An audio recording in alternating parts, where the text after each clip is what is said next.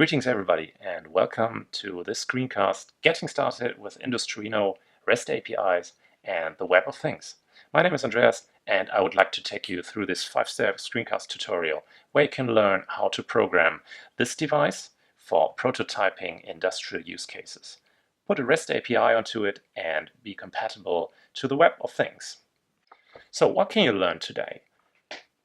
Topics are the Industruino itself, the hardware, which is an Arduino-compatible sort of industrial device.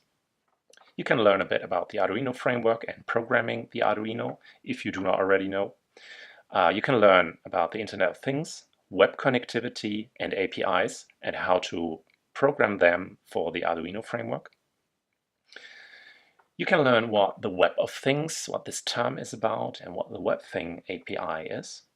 And in conjunction with the libraries and frameworks that we use in these parts here, we see how we could interactively model a WebThing API for this device and have about 80% of implementation done for us automatically.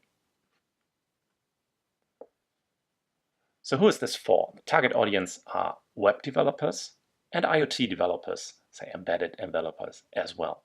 You should have basic knowledge of the Arduino platform. That means if you own an Arduino or did program a small sketch for an Arduino and know how to flash it, that's okay. You should have basic knowledge of C and C++, as we are going to code for this.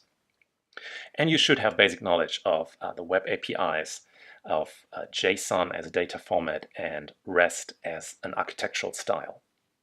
Expert knowledge, not necessarily, just basic knowledge. What do you need for following along here? To follow along all tutorials and all this code, you would need an Industruino D21G and the Ethernet module, an Arduino IDE, and know how to work with GitHub. Agenda for the screencast, introduction, that's where we're at.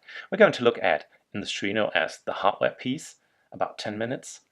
We're going to learn how to code firmware for this, all parts that make up a REST API, JSON processing, HTTP processing, and some special features of the Industruino, 40 minutes.